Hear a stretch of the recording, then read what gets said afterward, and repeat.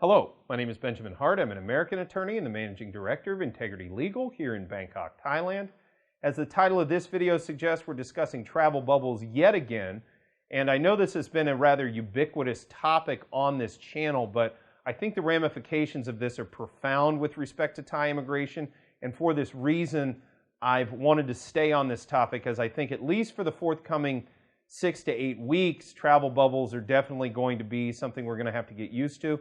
This might be an overarching concept that may be useful for analyzing Thai immigration matters into the end of the year. Again, that remains to be seen, but for the reason that Thai immigration seems to be taking it so seriously, or I should say policymakers seem to be taking it so seriously, I felt that it was warranted to discuss it in some length on this channel.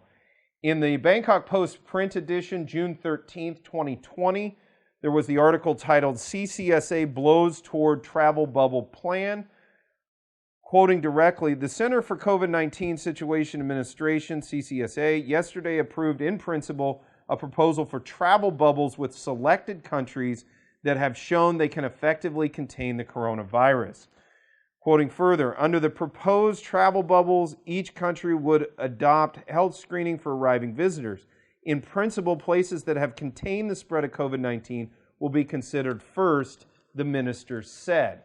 So, first of all, we've done a number of videos on this channel about travel bubbles specifically, but the thing to take away from this video itself is we're talking about this in the context of a visa run. And I do make a differentiation between visa runs and border runs. And the reason I do this is because, in my opinion, they are two qualitatively different things. I view a border run as the act of actually crossing a border, usually a land border with Thailand. It can be done by air or sea for that matter, and then just simply crossing back into Thailand in order to maintain lawful status. We see this happen a lot along the borders of Thailand and Laos, Thailand and Cambodia, as well as Thailand and Myanmar at various border checkpoints throughout the country.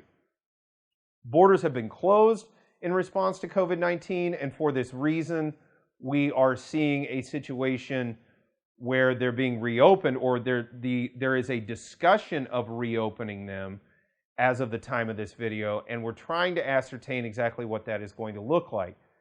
One proposal that has come up has been this travel bubble proposal, and basically the thrust of it is that those countries that are, as noted in the article, those countries that have sort of gotten their outbreak under control, Thailand will create these sort of corridors, if for lack of a better term, allowing folks from those countries to travel back and forth with more expedited health screening measures. And it looks like quarantine may not necessarily be required. I'm making this video specifically from the standpoint of a visa run. And a visa run is different from a border run in that a border run is just crossing the border. Visa run implies that a person goes to another country that is hosting a Thai mission, so a Thai embassy or a Thai consulate. And while in that country, they make an application for a Thai visa. Upon approval, they then get on a plane or travel back in by land, they could, I guess, and then travel back into Thailand in order to use that visa.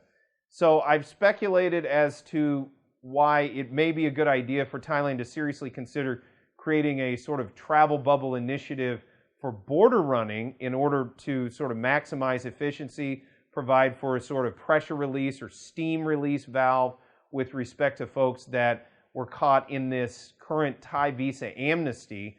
And for those who are unaware, if you're in Thailand and you got caught in Thailand, your visa expired between the 26th of March and the 31st of July, you're granted just sort of an amnesty in order to, because you couldn't necessarily, it wasn't particularly easy to go anywhere, and Thailand did not accrue overstay fines or overstay accrual toward blacklisting.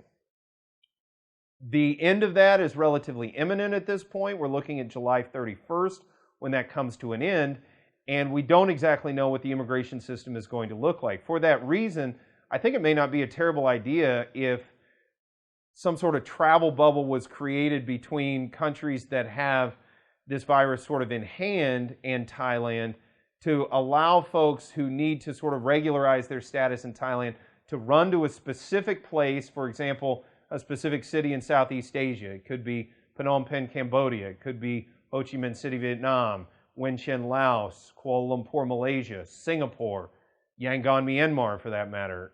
And again, these are flights, but create this sort of corridor in a legal sense or an immigration sense that allows folks to go out, get a visa, and then return to Thailand and maintain their status.